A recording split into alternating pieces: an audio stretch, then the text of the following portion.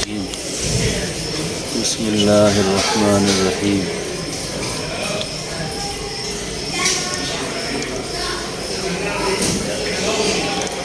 قل يا عبادي الذين أسرفوا على أنفسهم لا تقنطوا من رحمة الله إن الله يغفر الذنوب جميعا إنه هو الغفور الرحيم آمنت بالله صدق الله مولانا العظيم اللهم صل على روح محمد في الأرواح اللهم صل على جسد محمد في الأجساد اللهم صل على قبر محمد في القبور اللهم رب الحل والحرام ورب البيت الحرام ورب المشعر الحرام ورب الركن والمقام ابلغ لسيدنا مولانا محمد منا السلام۔ سب سے بڑا مقام اللہ کے بعد وہ رسول اللہ صلی اللہ علیہ وسلم کا ہے۔ رسول اللہ صلی اللہ علیہ وسلم سے بڑا مقام اس دنیا میں کسی کا نہیں ہے، بلکہ یوں کہا جائے کہ رسول اللہ صلی اللہ علیہ وسلم ایک اللہ نہیں ہے، ایک خدا نہیں ہے، باقی سب کچھ آپ ہی ہیں۔ جس کو کسی بزرگ صوفی شاعر نے یوں کہا، بعد از خدا بزرگ توئی، قصہ مختصر۔ بعد از خدا بزرگ توئی، قصہ مختصر۔ خدا کے بعد بس وہ ہیں، پھر ان کے بعد اور کیا کہیے۔ خدا کے بعد بس وہ ہیں، پھر ان کے بعد اور کیا کہیے۔ رسول اللہ صلی اللہ علیہ وسلم کا مقام، عزت، آپ کی شان، آپ کی رفعت، آپ کی بلندی، آپ کی عزت اور حرمت جس سینے میں موجود ہوگی، اللہ اس سینے کو بھی چمکائیں گے۔ اللہ اس شخص کو عزت نصیب فرمائیں گے جس کو رسول اللہ صلی اللہ علیہ وسلم سے والہانہ تعلق اور عشق ہوگا۔ آپ جو دین لائے، آپ جو باتیں لائے، وہ بالکل 100% سچ اور حق ہیں۔ اسی لیے قرآن کریم میں اللہ تعالیٰ نے فرمایا، لقد کان لکم فی رسول اللہ اسوۃ حسنہ۔ آپ کی زندگی بہترین نمونہ ہے۔ جس وقت آپ نے کلمے کی دعوت سب سے پہلے دی تھی نا، اس کلمے کی دعوت دیتے وقت آپ نے قریش مکہ سے یوں کہا تھا کہ میں نے اتنا زمانہ تمہارے اندر گزارا ہے، مجھے کیسے پایا آپ نے۔ آج ہم میں سے کوئی آدمی 2-4 دن کسی کے ساتھ معاملات گزارا کر لے اور اس سے پوچھے کہ مجھے کیسا پایا ہے، تو اگلا 100 عیب نکال دے کہ تمہارے اندر یہ خرابی ہے، تمہارے اندر یہ خرابی ہے۔ تو یہ کوئی معمولی چیلنج نہیں تھا اس وقت، یہ کوئی معمولی بات نہیں تھی کہ ایک آدمی پیش کر رہا ہے اپنے آپ کو، مجھے کیسے پایا آپ نے۔ تو آپ کی سچائی پر، آپ کی دیانت پر، آپ کے اخلاق پر، آپ کے کردار پر صحابہ کو اس قدر اعتماد تھا، اس قدر اعتماد تھا کہ حدیث کی کتابوں میں آتا ہے کہ رسول اللہ صلی اللہ علیہ وسلم نے ایک دفعہ ایک یہودی سے ایک گھوڑا خریدا۔ یہودی بیچ رہا تھا گھوڑا کہ میں یہ اپنی سواری بیچنا چاہتا ہوں، کوئی ہے لینے والا؟ تو رسول اللہ صلی اللہ علیہ وسلم نے فرمایا کہ میں لینا چاہتا ہوں۔ اس نے پوچھا کتنے پیسے ہیں؟ آپ نے فرمایا اتنے پیسے۔ میں کہا ٹھیک ہے۔ یہودی کا اور اللہ کے محبوب کا سودا طے ہو گیا سواری پر۔ جب سودا طے ہو گیا نا، یہود جو ہے نا، یہود کا نظریہ ہے مال بناؤ۔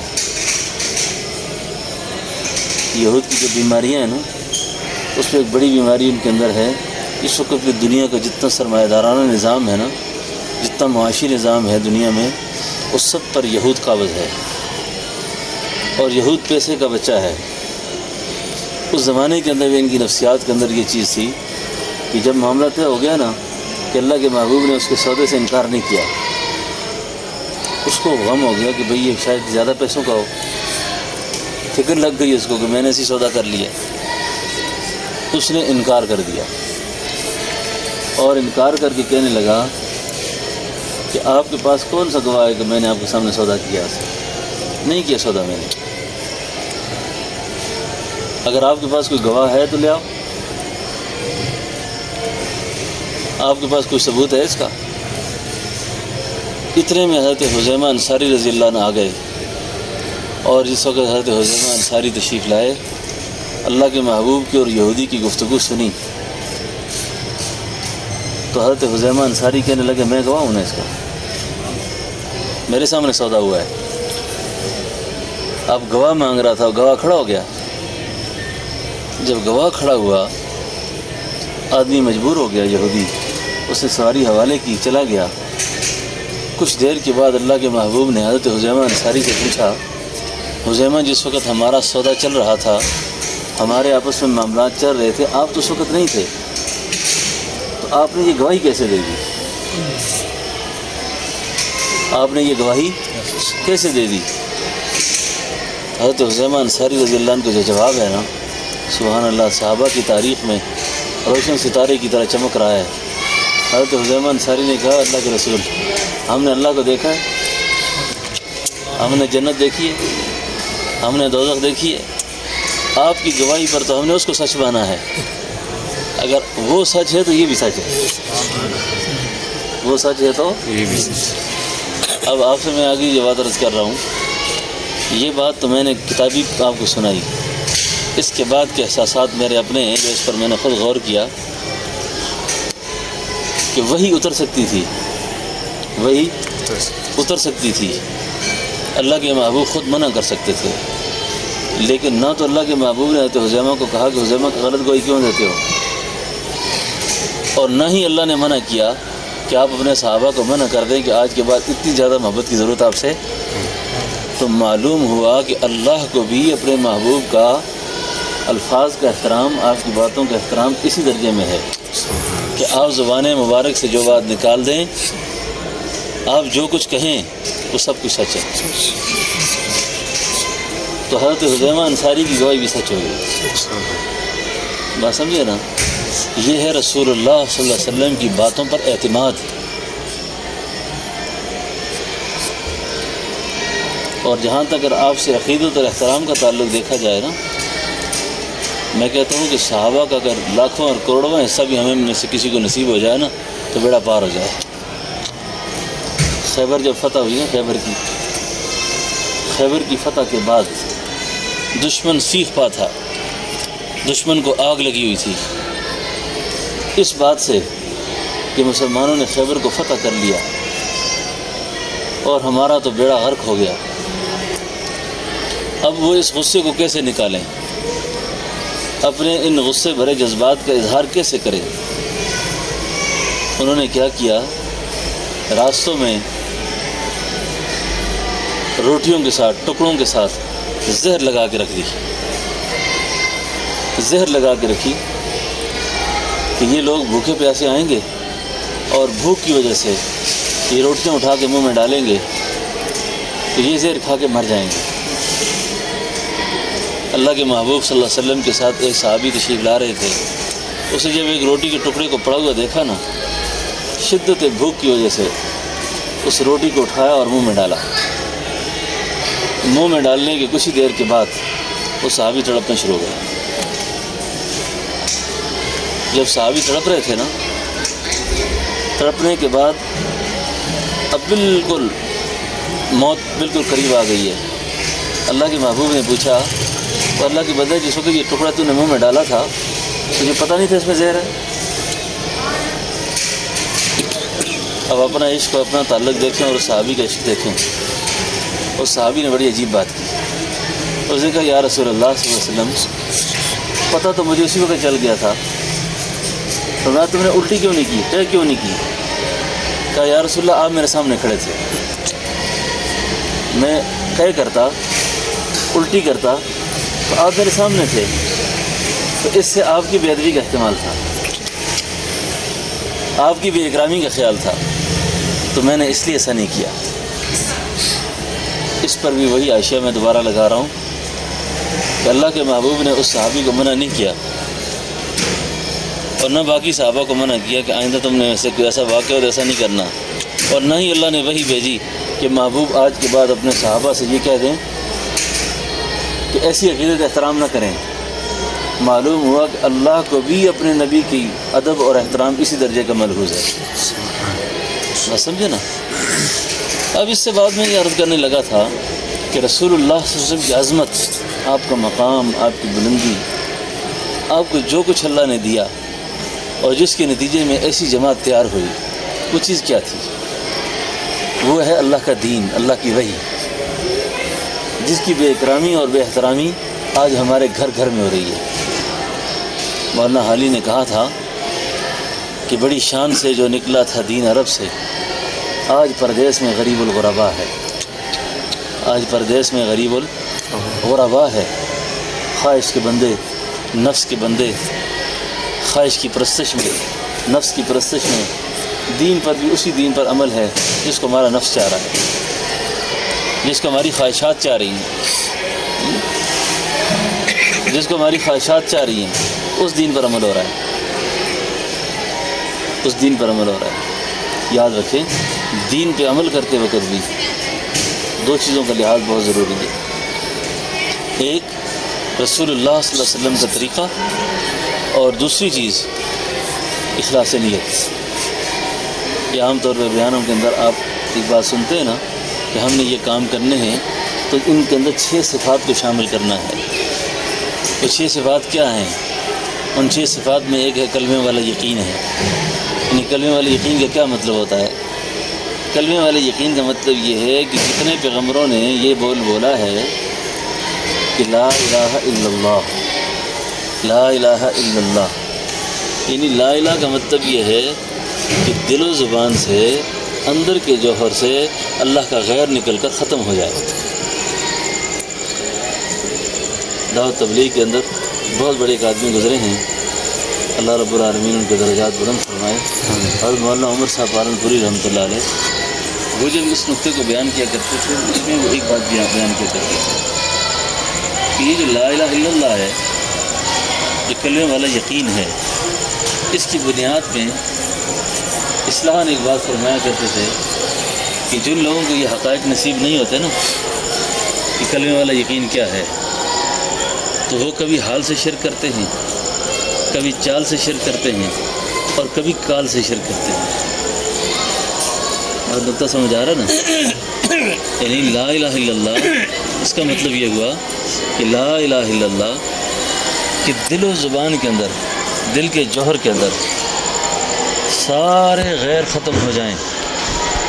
اور پھر لا الہ الا اللہ کا یہ مطلب نہیں ہے کہ جس طرح ہمارے عرف عام میں ہم کہتے ہیں اللہ سے ہونے کا یقین، اللہ کے غیر سے کچھ نہ ہونے کا یقین، اور اسی کو ساری توحید سمجھتے ہیں۔ اور کچھ لوگ کہیں گے اللہ کے علاوہ کوئی حاجت روا نہیں، کوئی مشکل کشا نہیں، سارے اسی کو توحید سمجھتے ہیں، سارے اسی کو توحید سمجھتے ہیں۔ حالانکہ یہ توحید نہیں ہے، کلمے کی تعبیر ہے، اور بہتر تعبیر ہے، یہ اچھی تعبیر ہے۔ یعنی کلمے والا یقین کیا ہے؟ کلمے والا یقین یہ ہے جس چیز کو اللہ نے حرام کر دیا، جس چیز سے اللہ نے منع کر دیا، اس کے اندر کبھی بھی کسی وقت کسی حال میں کسی مصلحت کو تلاش نہ کرے۔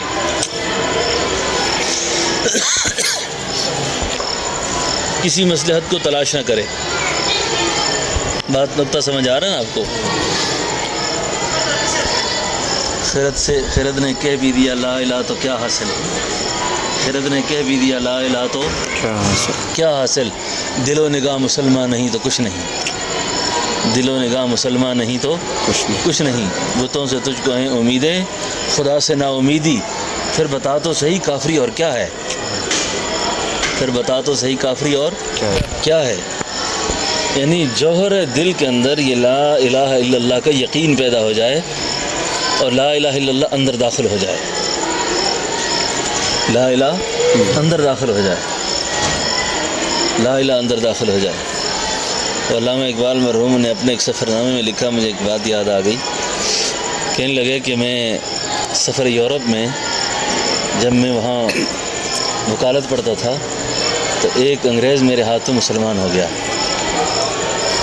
تو جب وہ انگریز مسلمان ہوا، اس انگریز نے مجھے کہا مجھے کلمہ پڑھائیے، تو میں نے اس کو لا الہ الا اللہ پڑھا دیا۔ آج جس وقت اس نے لا الہ الا اللہ لا الہ پڑھ لیا تو ایک دن اس نے مجھے پوچھا کہ مجھے لا الہ تو سمجھ آ گیا ہے لیکن الا اللہ کی تعبیر ابھی تک سمجھ نہیں آ رہی، الا اللہ مجھے سمجھ یہ مجھے سمجھا دو۔ اور وہ کہتے ہیں میرا وہ زمانہ تھا کہ جب میں خود بھی نہیں سمجھا تھا، میں کیسے سمجھاتا اس کو۔ خیر وہ فرنگی جو مسلمان ہوا وہ مرتد ہو گیا، اور اس کی ارتداد کی وجہ سے، اس کے گمراہ ہونے کی وجہ سے اس کا صدمہ مجھے بہت زیادہ تھا کہ میں اس کو لا الہ الا اللہ اور محمد رسول اللہ کے حقائق کیوں نہ سمجھا سکا۔ جب وہ راز خود مجھ پہ ظاہر ہوا، جب وہ راز خود مجھ پہ کھلے، تو پھر اس نے اپنے ایک شعر میں کہا، پتہ کیا کہا؟ اگر مجذوب فرنگی مجھے ملتا اس زمانے میں، اگر وہ مجذوب فرنگی مجھے ملتا اس زمانے میں، اقبال اس کو سمجھا دیتا کہ مقام ذات کبریا کیا ہے، اقبال اس کو سمجھا دیتا کہ مقام ذات کبریا کیا ہے، کہ الا اللہ کس کو کہتے ہیں۔ اس لیے لا الہ الا اللہ کی یقین میں ایک ہے علم الیقین، ایک ہے عین الیقین، ایک ہے حق الیقین۔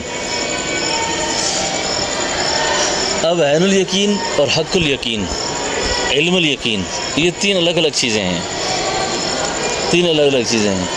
جن کو حق الیقین نصیب ہوتا ہے نا، جن کو حق الیقین نصیب ہوتا ہے، ان کی نگاہ، ان کا دل، ان کی زبان، ان کے کان، ان کے اعضاء و جوارح، ان کا کوئی عمل بھی اللہ کی مرضی کے بغیر استعمال نہیں ہوتا، اللہ کی مرضی کے بغیر استعمال نہیں ہوتا۔ اب معلوم ہوا کہ اس کو لا الہ الا اللہ حاصل ہے، اس لیے صرف اتنی بات کہہ دینے سے کافی نہیں ہوگی بات۔ میری بات سمجھ آ رہی نا؟ اتنی بات سمجھنے کے لیے کافی نہیں ہے۔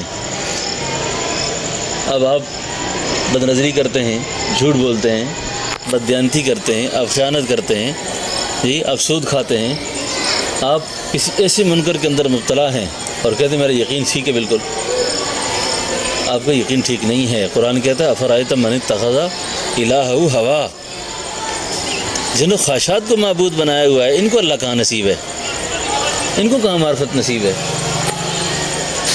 یہ تو خواہشات کے بندے ہیں، یہ تو خواہشات کے پیچھے چلتے ہیں، ان کی آرزویں، ان کے ارمان، ان کی فکر اور ان کی جستجو، ان کا اٹھنا بیٹھنا، ان کا سونا جاگنا، سب کے سب نفسانیت ہے، نفسانیت ہے، شیطان کو خوش کرنا ہے، نفس کو خوش کرنا ہے جی۔ تو کلمے کے حقائق جو ہے نا، کلمے کے، یہ رسول اللہ صلی اللہ علیہ وسلم سے جب صحابہ کو سمجھ آئے نا، صحابہ کو سمجھ آئے، گھر چھوڑنا آسان ہو گیا، بیوی بچے چھوڑنے آسان ہو گئے، اپنے حالات کی قربانی دینے آسان ہو گئی۔ پھر جس وقت یہ نقطہ سمجھ آیا، پھر اب آپ مجھ سے یہ بات سمجھیں، آج کل یہ شہادت کے تذکرے ہو رہے ہیں، واقعہ کربلا بیان ہوتا ہے، شہادت سیدنا عمر بیان ہوتی ہے، شہادت حسین بیان ہوتی ہے۔ اب یہ ایک نقطہ ہی تھا جو سمجھ آیا نا کہ یا اللہ یہ باقی لوگ کیسے سمجھ جائیں۔ اب سب سے بنیادی نقطہ ایک ذہن میں رکھیں گے کہ ساری دنیا اگر میری وجہ سے جنت چلی گئی نا، میں جہنم میں چلا گیا، میرا کیا ہوگا؟ یہ نقطہ ذہن میں رکھنا ہے۔ اور فرد کی اصلاح اس کی ذاتی اصلاح پر ہے، فرد کی نجات اس کی ذاتی اصلاح پر ہے کہ میری ذاتی اصلاح کتنی ہے۔ میں نے اللہ کے سامنے کل جواب دہ ہونا ہے، اللہ کے سامنے کھڑا ہونا ہے، اور جس وقت مجھے اللہ کے سامنے کھڑا کیا جائے گا اور مجھ سے میرے بارے میں پوچھا جائے گا، اس وقت میری کوئی چالاکی کام نہیں آئے گی، اس وقت میری کوئی ذہانت کام نہیں آئے گی، اس وقت میرا کچھ بھی کام نہیں آئے گا۔ ہم سارے افسانے ہیں تھوڑے وقت کے، یہ سب چکر مکر ہے، یہ اتنی محبت کرتا ہے اور اس کو یہ اسٹیٹس ہے اس کا، اور یہ فلاں ہے، یہ فلاں ہے، یہ سب دھوکہ مذاق ہے سارا۔ اب میں عرض یہ کر رہا ہوں، لا الہ الا اللہ سمجھ آیا، اب اس کی حقیقت سمجھ آئی، اب شہادت کیسی آسان ہو گئی۔ حضرت عبداللہ بن زید انصاری رضی اللہ عنہ، حضرت عبداللہ بن زید انصاری بیر معونہ کی جنگ میں یہ لوگ جب جاتے ہیں نا، اور یہ قرآن کریم کے 70 قاری تھے، یہ صحابی سارے قاری تھے، اور جس وقت یہ معونہ میں پہنچے تھے نا، تو معونہ میں پہنچ کر حالات اتنے کشیدہ اور سخت تھے، اتنے نامناسب حالات تھے کہ اکثریت کا مشورہ یہ تھا کہ ہم نے واپس جانا ہے۔ اکثریت کی رائے یہ تھی کہ واپس چلنا ہے، کیونکہ آگے حالات ٹھیک نہیں ہیں۔ حضرت عبداللہ بن زید انصاری فرمانے لگے نہیں، اب آئے ہیں آگے پہنچیں گے، ان تک اللہ کی بات پہنچائیں گے، کلمہ پہنچائیں گے، ایمان کا مذاکرہ ان سے ہوگا، پھر واپسی کریں گے۔ اب جس وقت انہوں نے کلمے کی بات چلائی، وہاں پر کلمے کا پیغام دیا، تو آگے سے تیر آیا، اور زہر آلود تیر آیا۔ زہر آلود تیر جس وقت حضرت عبداللہ بن زید انصاری کے سینے میں لگا نا، لگتے ہی آپ گر گئے، اور جس وقت خون کا فوارہ جسم سے نکلنا شروع ہوا تو حضرت عبداللہ بن زید انصاری کہنے لگے فزت ورب الکعبہ، اللہ کی کعبے کی قسم میں کامیاب ہو گیا۔ تو بھائی یہ کون سی کامیابی ہے؟ تیر کھا کے خون نکال کر کیا کامیابی ہے یہ آپ کی؟ اب عالم اسباب کے اندر اس کو کامیابی نہیں سمجھا جاتا کہ خون سے لت پت پڑا بندہ۔ اب اس عمل کو دیکھ کر، ان حالات کو دیکھ کر باقی صحابہ کو اتنا جوش ہوا، اتنا جوش ہوا، اتنا جوش ہوا کہ ایک گمسان کی جنگ ہوئی، اس جنگ کے اندر یہ لوگ سارے شہید ہو گئے۔ ان کی شہادت کی اطلاع جب مدینہ طیبہ آئی تو رسول اللہ صلی اللہ علیہ وسلم نے قنوت نازلہ پڑھی، قنوت نازلہ پڑھی گئی، بد دعا کی گئی کفار کے حق میں۔ آگے میری بات کو سنیں، بڑی عجیب بات سنانے لگا ہوں۔ یہ لا الہ الا اللہ کا یقین ہے کہ جس وقت اللہ دل میں بیٹھے ہوئے ہیں، ماں سوا اللہ سے نکلا ہوا ہے اندر سے، پھر بے خوف و خطر۔ ابھی شہادات ہو گئے، سارے شہید ہو گئے۔ وَلَا تَحْسَبَنَّ الَّذِينَ، جو آیت سورہ آل عمران کے اندر اس کے شان نزول ہے، یہ آتا کتابوں میں کہ حضرت عبداللہ بن زید انصاری کے بیٹے آئے، آ کر عرض کرنے کے یا رسول اللہ میں بہت پریشان ہوں، آج کل میرے چھوٹے چھوٹے بہن بھائی رہ گئے ہیں، والد صاحب پہ قرضہ بہت زیادہ تھا، اب میں قرضے سے بہت زیادہ پریشان ہوں، میں کیا کروں؟ ابا جی شہید ہو گئے ہیں، سبحان اللہ، ابا جی شہید ہو گئے، میں کیا کروں؟ اب یہ بیٹے کی طرف سے التجا ہے، درخواست ہے، عرض داشت ہے، تو رسول اللہ صلی اللہ علیہ وسلم پتہ ہے اس کا کیا جواب دیا؟ فرمایا وہ معونہ میں جتنے لوگ شہید ہوئے تھے سب سے اللہ کی ملاقات ہو گئی ہے، لیکن جس وقت تیرے باپ عبداللہ بن زید انصاری کی ملاقات کی باری آئی ہے، اللہ نے بغیر حجاب کی ملاقات کی ہے۔ اور ابھی یہ تذکرہ چل رہا تھا کہ قرآن اتر گیا، فرمایا وَلَا تَحْسَبَنَّ الَّذِينَ قُتِلُوا فِي سَبِيلِ اللَّهِ أَمْوَاتًا وَلَا تَحْسَبَنَّ الَّذِينَ قُتِلُوا فِي سَبِيلِ اللَّهِ أَمْوَاتًا بَلْ أَحْيَاءٌ عِندَ رَبِّهِمْ يُرْزَقُونَ۔ جو لوگ ہمارے نام پہ مارے جائیں ان کو آپ نے میت نہیں کہنا، ان کو مردہ نہیں کہنا آپ نے۔ اللہ کیا کہیں ان کو؟ فرمایا وہ تو زندہ ہیں، اور صرف بات زندگی تک ختم نہیں ہے، ان کو تو ہمارے ہاں سے رزق بھی دیا جاتا ہے۔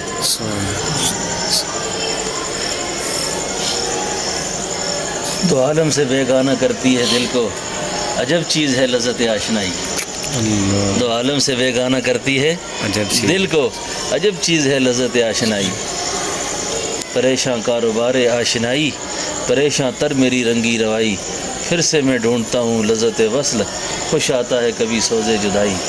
شہادت ہے مطلوب مقصود مومن، نہ مال غنیمت نہ کشور کشائی۔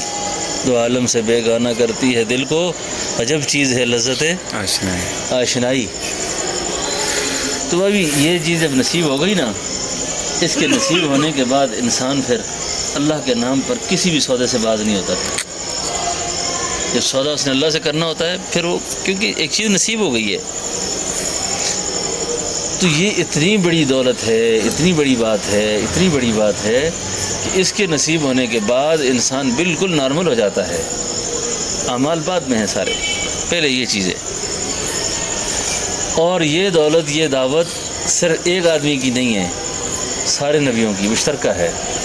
اس کو ہمارے بزرگ تھے حضرت فرمایا کرتے تھے یہ قول مشترک ہے، یہ قول مشترک ہے، یہ سب نبیوں کا ایک ہی قول تھا، ایک ہی قول تھا، لا الہ الا اللہ۔ تو عرض یہ کر رہا تھا کلمے والا یقین، کلمے والا یقین، اور اس کے بعد اگلی چیز جو ہے جب یہ ہو گیا پھر اللہ کا دھیان اور استحضار رہے ہر وقت۔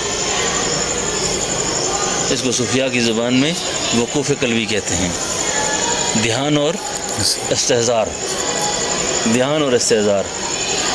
اب پتہ کرنا ہو کہ مجھے یہ دھیان اور استحضار نصیب ہے، تو میں آج کل دوستوں سے کہتے رہتا ہوں بس رات جس وقت آپ اکیلے ہوتے ہیں اس وقت اپنا دیکھا کریں ہم موبائل میں کیا دیکھتے ہیں، آپ کو خود اندازہ ہو جائے گا کہ مجھے اللہ کا کتنا نصیب ہے، اللہ کا دھیان کتنا نصیب ہے مجھے، اللہ سے میرا کیا تعلق ہے وہ مجھے میرا موبائل پیمانہ ہے وہ سب کچھ بتا دے گا۔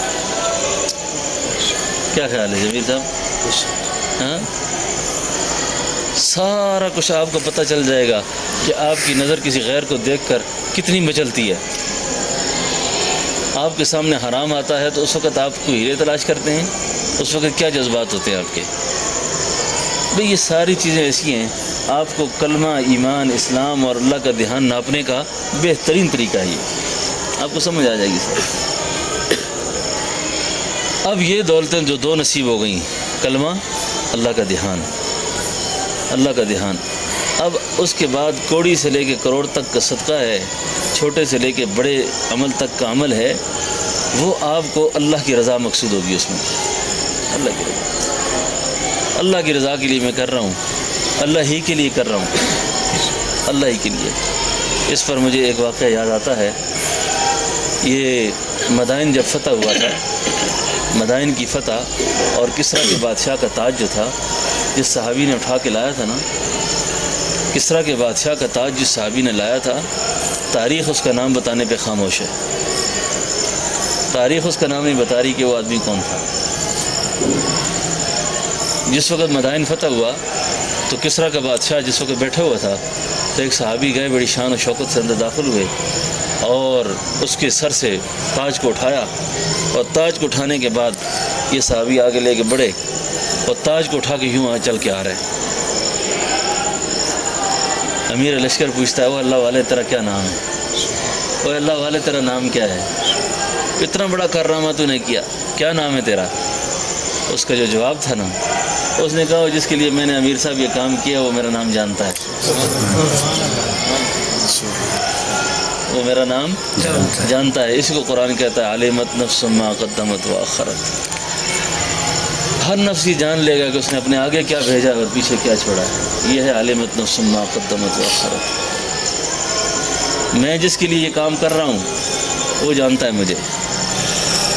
یہ اللہ کا رضا کرنے والے لوگ، یہ اللہ کو راضی کرنے کا جذبہ، یہ اللہ کو راضی کرنے کا جذبہ،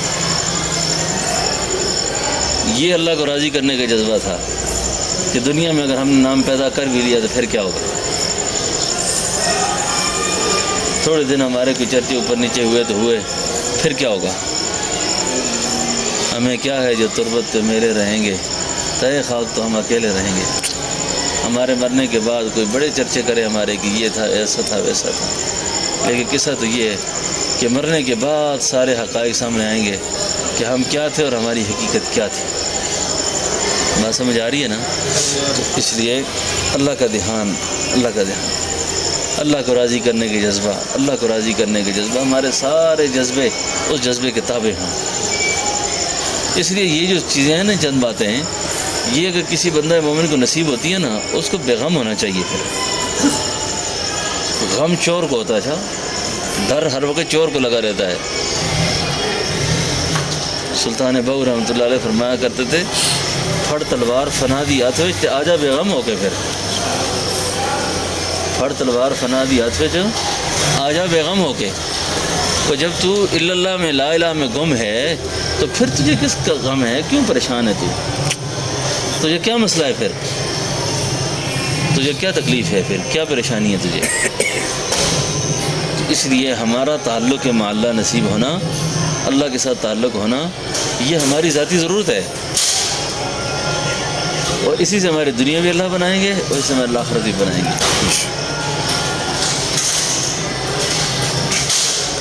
اب باتیں تو یہ تو میں نے زبان کال سے کر دی نا، یہ ساری چیزیں ہیں، لیکن اس کے بعد آگے ایک بڑی سرکش طاقت کھڑی ہے جو ان کاموں کو روکنے میں بڑی رکاوٹ ہے. اس کا نام ہے نفس. اس کا کیا نام ہے؟ نفس.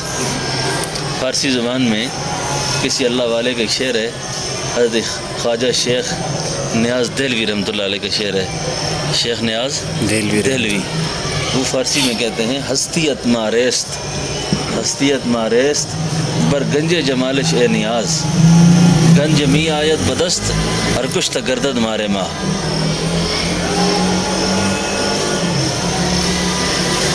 تو نے اپنی اللہ کی ہستی کے خزانے پر ایک اژدہا بٹھا رکھا ہے تو نے، جس کو نفس کہتے ہیں، اور جس وقت تک تو اس کو مار کے قطع نہیں کرے گا تو اللہ تک نہیں پہنچ سکتا. یہ تجھے برائیوں پہ اکسائے گا، یہ تجھے بغاوت پہ اکسائے گا، یہ تجھے نافرمانی پہ اکسائے گا، یہ تجھے اللہ سے دور کرے گا، لیکن تو نے دوری سے بچنا ہے. اس کے ساتھ مجاہدہ کرنا ہے، اس کے ساتھ مجاہدہ کرنا ہے. ہمارے ایک بزرگ تھے، وہ اس کو کہتے تھے یہ پہلے دماغ ہے، جیسے ہاتھی ہوتا ہے نا، اس کو مضبوط ہاتھی ہے یہ، اور اس کو پچھاڑنا جو ہے نا، پچھاڑنا ہے اس کو گرانا ہے، گرا کر آگے سفر شروع کرنا ہے. تو اگر آپ کچھ گرا لیا، کچھ نہ گرایا، کبھی ہمت کی، کبھی رہ گئے، کبھی آگے پیچھے ہو گئے، تو آپ نے ہمت نہیں ہارنی، ہمت نہیں ہارنی. نفس کا مجاہدہ. اب بعض کا نفس کا مجاہدہ ہے، لیکن ان ساری چیزوں میں نفس کے مجاہدے کے ساتھ جو اصل چیز ہے وہ تو ہے اللہ کے نبی کا طریقہ. جی، اللہ کے نبی کا طریقہ. اب طریقہ یہ ہے کہ نہج نبوت کے طریقے سے، سنت کے مطابق ایسے اعمال کو اختیار کیا جائے، ایسے افعال کو اختیار کیا جائے، ایسے اعمال اور افعال کو اختیار کیا جائے، ایسے کام کیے جائیں جو رسول اللہ کی سنت کے مطابق ہیں، آپ کے طریقے کے مطابق ہیں. یہ کئی دفعہ لوگ بعض اوقات غلط قسم کے مجاہدے کرتے ہیں نا، غلط قسم کے، ان کو بھی کچھ چیزیں نصیب ہو جاتی ہیں.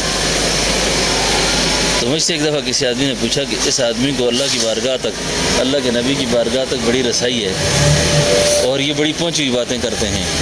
تو میں نے ایک عارف کی بات سنی تھی، تو مجھے ایک بات یاد تھی. میں نے کہا اللہ تک پہنچنے کے راستوں میں اس طرح یوں سمجھیں کہ ایک بادشاہ کے پاس جانا ہے، بادشاہ سے ملنے کا پراپر راستہ یہ ہے کہ اس کے گھر کا دروازہ ہوگا. ایک راستہ یہ ہے کہ وہاں کھڑکیوں اور روشن دان لگے ہوئے ہیں، تو جو روشن دان سے ٹپ کے جائے گا جاتا تو وہ بھی وہاں پر ہے. اور ایک دروازے سے داخل ہوتا ہے، دروازے سے داخل ہونے والے کی حیثیت اور ہے، اور پھلانگ کر جانے والے کی حیثیت اور ہے.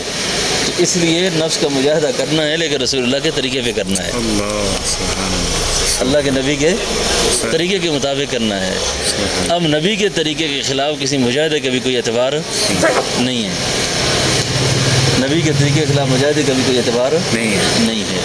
تو یہ ہیں میرے ساتھ 6 صفات. بات سمجھ آئی نا؟ تو اس کے اندر رہ کر ہم نے اللہ کو راضی کرنا ہے اور اللہ جل شانہ سے اپنے تعلق کو پیدا کرنا ہے. اب اس دور کے اندر اللہ رب العالمین نے آپ لوگوں کو جو منتخب فرمایا اور چنا، اور چن کر اللہ نے آپ کو قبول کیا اور قبول کر کے پھر اپنے راستے میں نکالا. ٹھیک ہے نا؟ بن بلائے دیکھو کوئی کسی گھر نہیں جاتا، بن بلائے کوئی کسی کے گھر نہیں جاتا. تو یہ کیسے ہو سکتا ہے کہ آپ بلائے بغیر آئے ہوں؟ آپ بلاوے بغیر نہیں آئے، آپ کو منتخب کیا گیا، آپ کو بلایا گیا. تو بلانے کے بعد آپ لوگ تبلیغ کے سفر میں نکلے. اب اللہ پاک آپ کے سفر کو، ان اوقات کو کامیاب فرمائے اور صحیح طریقے سے اس پر محنت کا، اور محنت کے بعد اس کا اللہ تعالیٰ بہترین اجر نصیب فرمائے اور دنیا آخرت اللہ تعالیٰ بہتر فرمائے. تو ایک بات، آپ پرانے لوگ بیٹھے ہوئے ہیں سارے، میں جب ٹھیک ہو جاؤں گا نا، میں ہم سے باہر کے لوگ بڑے تبلیغ میں آ جاتے ہیں ہماری دعوت سے، لیکن ہم سے ہماری اولاد متاثر نہیں ہوتی، ہم سے ہمارے بچے متاثر نہیں ہوتے، ہم سے ہماری بیویاں متاثر نہیں ہوتی، گھر والے متاثر نہیں ہوتے. کیوں؟ ان کو پتہ ہے کہ ہم غصے کے بہت تیز ہیں، ان کو پتہ ہے کہ ہم بد اخلاقی میں بہت آگے ہیں، ان کو پتہ ہے کہ ہم مزاج کے خلاف تھوڑی سی بات بھی ہو اس کو آسمان بنا لیتے ہیں. ٹھیک ہے نا. تو جس طرح یہ دعوت و تبلیغ کے ماحول میں باہر لوگوں کے ساتھ سفر کرنا ہے نا، اس طرح گھر میں بھی سفر کرنا ہے، اس طرح گھر میں بھی سفر کرنا ہے. ہمارے بزرگوں میں سے بہت سے مشائخ ایسے گزرے ہیں جن کے بارے میں کہا جاتا تھا کسی کو کہ بھائی آپ چند دن ان کے ساتھ اٹھنا بیٹھنا کریں، بس آپ ان کے ساتھ کوئی تقریر شکری بھی نہیں ہے، آپ ان کے پاس بیٹھ جائیں. عثمان بھائی ایک بزرگ حضرت تھانوی رحمۃ اللہ علیہ کے پاس ہے نا تو حضرت میں اصلاح چاہتا ہوں. کچھ دن حضرت نے دیکھا شخص کے مزاج میں تیزی بہت زیادہ ہے،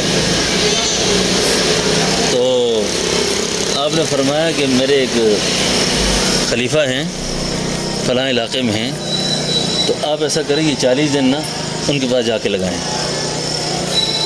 وہاں جا کے بیٹھ کے کوئی آدمی آتا آ کے کہتا جی حضرت ہمیں سونف چاہیے، تو سونف لے کے گیا 2 روپے کے، واپس آیا کہنے لگا جی وہ میں نے سونف اصل میں منگنا آپ سے وہ اجوائن لینی تھی، غلطی سے سونف لے گیا.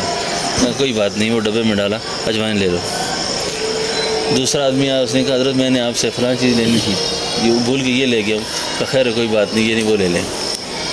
سارا دن لوگ آتے یہ دیکھتے رہتے بھی اس آدمی کو غصہ ہی نہیں آتا، اس آدمی کو غصہ ہی نہیں آتا. ہاں کہتے ہیں فطرت تبدیل نہیں ہوتی، فطرت تبدیل انسان کی سختی جو لیکن اس کے اندر اعتدال ضرور پیدا ہو جاتا ہے، اعتدال پیدا ہو جاتا ہے. اس وقت یہ ہم جو لوگ ہیں نا جی، کہ ہماری داڑیاں ہمارے حلیے، اس پر اللہ کے لوگ اللہ کی وجہ سے ہم پر بڑا اعتماد کرتے ہیں، بڑا اعتماد کرتے ہیں. میں قرآن کریم کی آیت کو کبھی پڑھ کر بہت ہل جاتا ہوں. قرآن میں آتا ہے فمن اظلم ممن افترى علی اللہ کذبا. جی تھانوی فرماتے ہیں کہ بعض لوگ اللہ پر جھوٹ باندھتے ہیں، اللہ پر الزام لگاتے ہیں، اللہ پر بہتان باندھتے ہیں. اس کی تفسیر میں فرماتے ہیں اللہ پر بہتان کیسے باندھتے ہیں؟ اللہ پر بہتان ایسے باندھتے ہیں ان کی داڑھی کو دیکھ کر، ان کی حلیے کو دیکھ کر، ان کی پگڑی کو دیکھ کر، ان کی شان شوکت کو دیکھ کر لوگ کہتے ہیں بڑا نیک آدمی ہے، یہ بڑا اچھا آدمی ہے یہ. اب یہ اپنی جگہ پر اچھا نہیں ہے،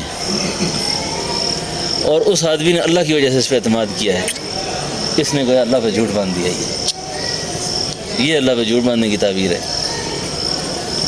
تو ہم سب کو نا اپنی نسبتوں کی بڑی لاج رکھنی ہے، اپنی محنت کی بڑی لاج رکھنی ہے، اپنے کام کی بڑی لاج رکھنی ہے کہ ہماری وجہ سے کوئی آدمی دین سے دور نہ ہو جائے. ہم ایسی دعوت دے کے آئیں، ہم ایسے کام کر کے آئیں کہ ہماری دعوت نسلوں تک چلتی رہے. ہم وقتی لوگ نہیں ہیں، اچھا ہم وقتی نہیں ہیں، ہم مر بھی جائیں گے نا ہمارے کام کا فیض قیامت تک چلتا رہے، ایسا کام کر کے جائیں. تو مجھے ایک بات یاد آئی، ہمارے ملک میں ایک بڑے ناول نگار تھے. آج کل تو ناول اور یہ ڈائجسٹوں کا زمانہ نہیں ہے، لیکن بہت پرانے وقتوں میں ہم پڑھتے بھی تھے، بڑے انتظار ہوتے تھے. اشفاق احمد کے ناول، اشفاق احمد ایک بڑا ناول نگار گزرا ہے، اور اس نے بڑی عجیب بات لکھی ہے، اللہ تعالیٰ اس کی مغفرت کر دے. وہ کہتا ہے میں انگلینڈ میں تھا اپنی بیوی کے ساتھ کسی پارک کی سیر کے لیے نکلا، اور جب پارک کی سیر کے لیے نکل گیا تو مغرب کی نماز کا وقت تھا. تو جماعت کے نوجوان گشت کر رہے تھے، جماعت کے جوان گشت کر رہے تھے. تو انہوں نے گشت کرنے کے بعد ایک جگہ کھڑے ہو کر اذان کا وقت ہوا تو اذان دے دی اور نماز کے لیے کھڑے ہو گئے. اور وہاں کا مغرب کا مادر پدر آزاد ماحول اور بے حیائی اور فحاشی اس قدر ہے نا کہ گناہ کی وجہ سے آدمی خوش نہیں رہ سکتا کبھی بھی. ایسا گناہ گار آدمی کی مثال اللہ والوں نے دی ہے خارش کے مریض سے. جس طرح کھجلانے میں مزہ آتا ہے نا، اور اس خارش کے بعد اگلا کام یہ ہوگا کہ اس کے اندر سے خون نکلنا شروع ہو جائے گا. تو یہ خارش فساد خون کی خبر دیتی ہے، یعنی گناہ گار آدمی کبھی بھی خوش نہیں ہوتا. اور نیکی کی قبول ہونے کی علامت اور نیکی کی تاثیر یہ ہوتی ہے کہ آدمی اس کے بعد خوش رہتا ہے، اور گناہ کی تاثیر یہ ہوتی ہے کہ اس کے بعد آدمی خفا رہتا ہے، پریشان رہتا ہے. تو اس ماحول کے اندر عام طور پہ ایسی شرابی کبابی گندے کاموں میں مبتلا لوگ چلتے پھرتے ہیں، پریشان حال ہوتے ہیں. تو وہ اپنے آپ کو تسلی دینے کے لیے واک کرتے ہیں، پھرتے ہیں، چلتے ہیں. جی اسی لیے بزرگوں نے لکھا ہے نا، گلستان جو ہے نا، گلستان دل، دل گلستان اس وقت ہوتا ہے جب دل گناہوں سے پاک ہوتا ہے. جب دل میں وساوس ہوں، خطرات ہوں، گناہ ہوں، اچھی مسیری پہ لیٹا ہوا ہے، ٹھنڈا اے سی لگا ہوا ہے، کپڑے رنگ برنگے ہیں، گاڑی ٹھنڈی رکھی ہوئی ہے، ہر کچھ ہے، لیکن دل ہی ویران ہے، اس کو کیا خوشی ہے اس کی؟ یہ تو ڈکوسلے ہیں سارے، یہ تو دماغ کی خرابی ہے، یہ تو پاگل لوگوں کی باتیں ہیں ساری. سبحان اللہ. بڑی عجیب بات سنا رہا ہوں. وہ اشفاق احمد کہتا ہے کہ جس وقت وہ سارے پھر گئے نا، نماز پڑھنے کے بعد فارغ ہوئے، تو وہ خاتون جو پریشان حال عورتیں لڑکیاں پھرتی ہیں نا، وہ آئی، انہوں نے ان کی دعوت سنی، واز سنا، بیان سنا، بڑی متاثر ہوئی. جاتے وقت ایک خاتون نے اس نوجوان کو ہاتھ ملایا، ہاتھ دیا، اس نوجوان نے ہاتھ پیچھے کر دیا، اور جب ہاتھ پیچھے کیا تو اس نے پوچھا ہاتھ کیوں پیچھے کیا آپ نے؟ اس نے کہا یہ ہاتھ میری بیوی کی امانت ہے، یہ ہاتھ کسی غیر کے ہاتھ میں نہیں جا سکتا. اللہ اکبر. اس سے پوچھا ایسے کیوں؟ اس نے کہا مذہب اسلام کے اندر نکاح کا ایک تصور ہے کہ جس کو نکاح کیا جاتا ہے، بیوی بنائی جاتی ہے، وہ اس مرد کا لباس ہوتی ہے. جس طرح قمیض اتارے نا ننگا ہو جاتا ہے آدمی، اس طرح میاں بیوی آپس میں لباس ہوتے ہیں ایک دوسرے کا. اور کسی اجنبی عورت کے ساتھ ہاتھ لگانا، ہاتھ ملانا، یہ ہماری مذہبی روایت کے بالکل خلاف ہے. اس کو ہم گناہ سمجھتے ہیں. یعنی مرد اپنی بیوی کو اتنا پیار اور محبت دیتا ہے کہ اپنی بیوی کی موجودگی میں وہ کہیں بھی نہیں دیکھتا. اس بات سے وہ عورت بڑی متاثر ہوئی. اگلے دن کے بعد ملاقات کے ساتھ وہ وہاں سے رخصت ہوئی. اشفاق احمد فرمانے لگے کہ میں نے اپنی بیوی بانو قدسیہ سے کہا کہ یہ نوجوان جو آج اسلام کی تبلیغ کر گیا نا یہاں پر، اس کی یہ تبلیغ قیامت تک یورپ کے دروازے پہ دستک دیتی رہے گی. یہ دروازے کو کھڑکائے گی کہ ایسے مسلمان بھی ہوتے ہیں، ایسے لوگ بھی ہوتے ہیں. بات سمجھے نا؟ تو یہ ہے کہ ہمارے عمل سے، ہمارے کردار سے، ہماری شخصیت سے دین کا کیا نقصان ہوگا؟ دین کا کیا نقصان ہوگا؟ ہم سارے گمراہ ہو جائیں، اللہ کے دین پہ کوئی حرف نہیں آئے گا. ہم سارے بزرگ بن جائیں، اللہ کی بزرگی میں کوئی اضافہ نہیں ہوگا. لیکن قصہ یہ ہے کہ یہ سب کچھ کرنا ہم نے اپنے لیے ہے. اب یہ ہے کہ جی اس حلیے پر میں عرض کر رہا تھا کہ لوگوں کو بڑا اعتماد ہے، اس شخصیت پر بڑا اعتماد ہے کہ جی تبلیغ والے ایسے اچھے ہوتے ہیں، تبلیغ والے اچھے ہوتے ہیں. مجھے اس پر ایک بات یاد آئی. ایک دفعہ ہم حج کے سفر میں تھے، ہمارے ساتھ دھوکہ ہو گیا، اور دھوکے کے اندر ہم 30-40 آدمی تھے. حج کا ویزا نہیں تھا، کسی اور ویزے سے ہم حرم میں داخل ہو رہے تھے. ہم تو نکل گئے، لیکن ہم 10-12 ساتھی ہمارے گرفتار ہو گئے طائف میں. جب طائف میں بند ہو گئے تو پولیس والوں نے پوچھا آپ کون ہو؟ ہمارے ساتھی نے کہا ہم تبلیغ والے ہیں. انہوں نے کہا تبلیغ والے تو ایسا فراڈ نہیں کرتے، تبلیغ والے تو یہ کام نہیں کرتے، تو نے کیوں کیا ایسا؟ ہاں اب ہمارے ساتھ ہو گئی تھی. ہاں ان کو بھی پتہ ہے کہ یہ ایسے کام نہیں کرتے. بات یہ سمجھانا چاہ رہا ہوں کہ اس حلیے والے لوگ ایسا کام نہیں کرتے. تو خیر وہ حج کا معاملہ تو عجیب کارگزاری ہے، وہ تو حل ہو گیا، لیکن ان کے ذہنوں میں بھی ہے کہ یہ لوگ ایسے کام نہیں کرتے. تو ہمارا یہ تعارف ہو جائے کہ یہ ایسے غلط کام نہیں کرتے. اس چہرے کے ساتھ، اس شخصیت کے ساتھ، اس روپ کے ساتھ ایسے لوگ نہیں کرتے. آخری بات عرض کرتا ہوں، میرا بیان ایسے ہی بے ربط قسم کا ہے، شروع سے آخر تک کوئی پوری بات رہتی جاتی ہے مجھ سے. خیر اللہ قبول کر لے. اورنگزیب عالمگیر بڑا نیک دل، بہت اچھا آدمی گزرا ہے. مغلیہ تاریخ کا آخری بڑا نیک بزرگ بادشاہ، جس نے 500 علماء کو بٹھا کر ایک آئین مرتب کروایا، ایک اسلامی دستور مرتب کروایا، جس میں کوئی مسئلہ ایسا نہیں جس کو شریعت اصولوں کے مطابق 500 مفتیوں نے حل نہ کیا ہو بیٹھ کر. اس کا نام ہے فتاوی عالمگیری. یہ اورنگزیب کا بہت بڑا کارنامہ ہے، امت پر بہت بڑا احسان کر گیا ہے کہ آج بڑے بڑے علماء مفتی، آپ کو کوئی بھی مسئلہ پیش آتا ہے تو وہ علماء کرام فتاوی عالمگیری کو دیکھتے ہیں، جواب دیتے ہیں، اور نیچے لکھ دیتے ہیں فتاوی عالمگیری، یعنی سند مانا جاتا ہے. وہ سند مانا جاتا ہے. اتنی بڑی مستقل اتھینٹک کتاب ہے وہ.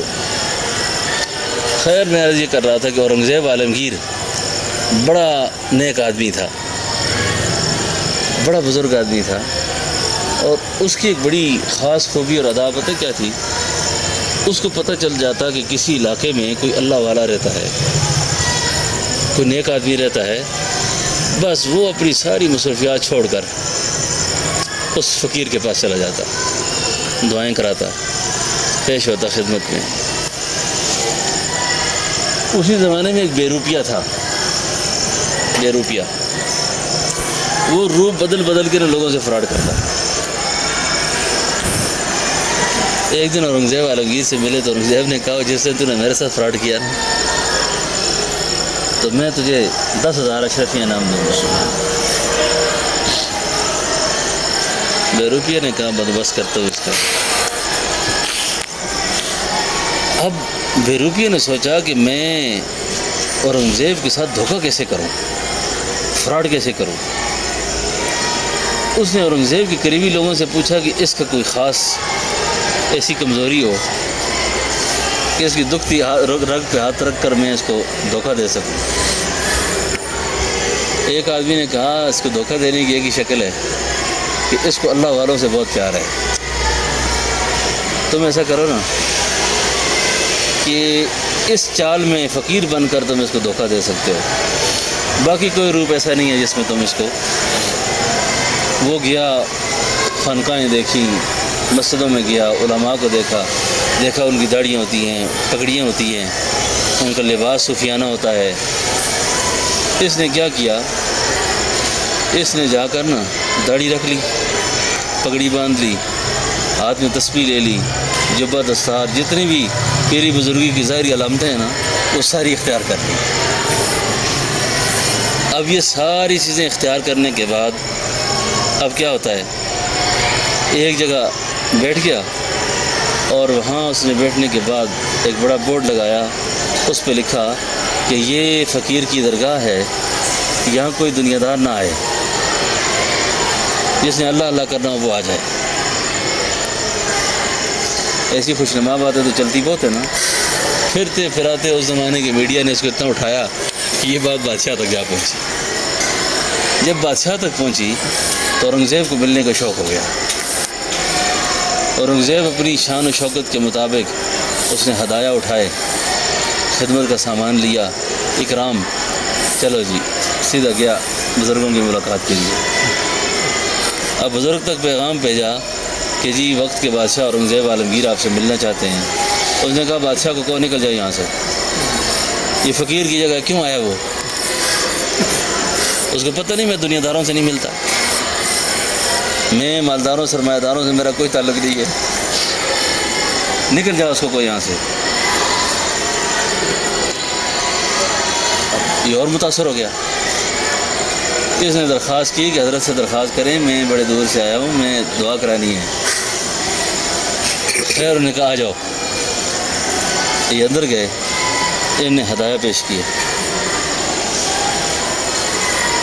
ہدایہ جب پیش کیے تو اس بے روپیہ نے کہا یہ ہدایہ اٹھائیں آپ، چلیں، میں نہیں ملنا چاہتا آپ سے، آپ کو پتہ نہیں میں بادشاہوں سے نہیں ملتا۔ بادشاہ اپنا ہدیہ اٹھا کر واپس جس وقت اپنے گھر پہنچے، تھوڑی دیر کے بعد اس بے روپیہ نے داڑھی کاٹی، سر سے امامہ اتارا، لباس اپنا پرانا پہنا، یہ السلام علیکم، یہ آ گیا، میرا انعام دے جی، دے میرا انعام۔ انہوں نے کہا یہ انعام تو میں دیتا ہوں، بات سمجھ گئے، یہ تو وہ بے روپیہ ہے، انعام تو میں آپ کو دیتا ہوں، پر مجھے یہ بتاؤ کہ وہ جو ہدیہ میں آپ کو دے رہا تھا وہ تو اس انعام سے بہت زیادہ تھا، آپ نے یہ ہدیہ کیوں نہیں لیا؟ انعام کے پیچھے آ گئے ہو، دھوکہ تو آپ نے مجھ سے کر لیا ہے۔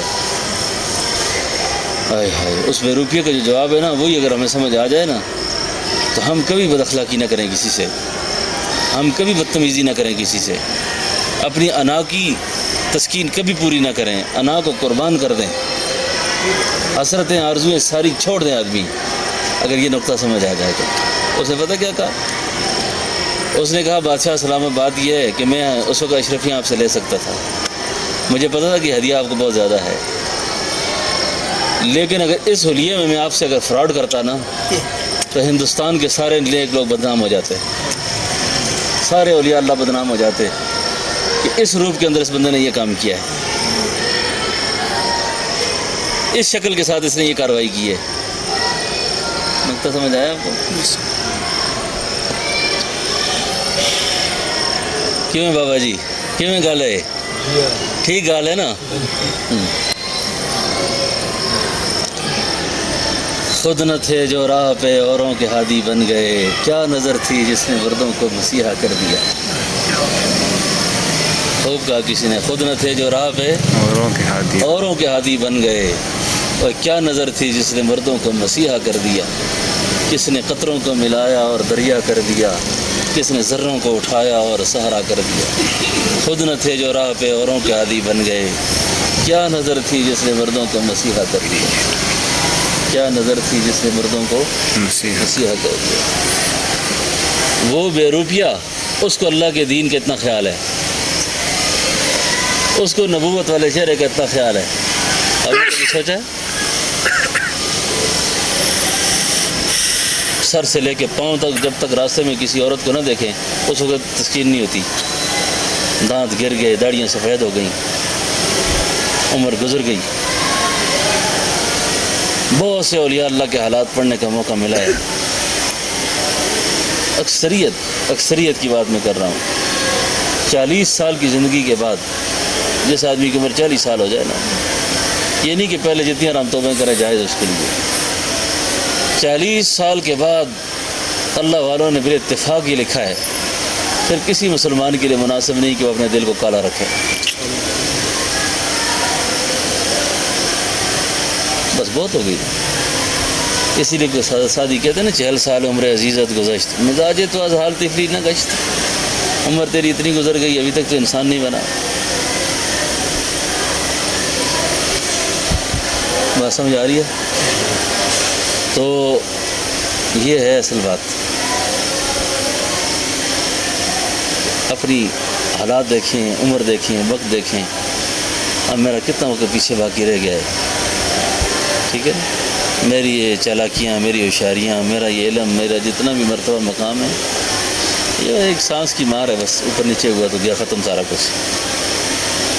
اس لیے جتنا کام کریں اللہ کی رضا کے لیے کریں، جو ہوا اللہ کی رضا کے لیے کر لیا، اس پہ استغفار کریں، اور اپنی آئندہ زندگی کو پورے طور پر بدلنے کی کوشش کرے آدمی، اور دعا التجا کرے۔ آپ خود اللہ کے راستے میں نکلے ہوئے نا، خود اللہ کے راستے میں نکلے ہوئے، ساتھی ایک دوسرے سے مذاکرہ کریں اس بات کا کہ 8 مہینے گزر گئے، کتنی قباحتیں میرے اندر سے دور ہوئی ہیں، کتنے منکرات ختم ہوئے ہیں، کتنی اللہ کی نافرمانیاں مجھ سے دور ہوئی ہیں، اور میری آئندہ زندگی کے اندر میں دیکھوں کہ میرے اندر سے بغض، حسد، طمع، لالچ، ہرس، جی یہ چیزیں ختم ہوئی ہیں نہیں ہوئی، میں کہاں کھڑا ہوں اس وقت۔ اس کے لیے تنہائی میں بیٹھ کر نا، تنہائی میں بیٹھ کر ہمارے عام طور پہ ایک مجمع کو بڑی ایک اس کی غلط فہمی سمجھیں اور غلطی سمجھیں کہ جو ساتھی نہیں نکلتے نا جماعت میں، ان کو نکالنے کے لیے بڑا غم کرتے ہیں، اور جب کوئی نکل کے آ جائے نا اس کی تربیت غم نہیں ہوتا تھا۔ آج ہو گیا یہ، ایسا نہیں ہے۔ باہر سے کوئی جڑا نہ جڑے، ایک مجمع آپ کے ساتھ ہر ہو کے جڑا ہوا ہے،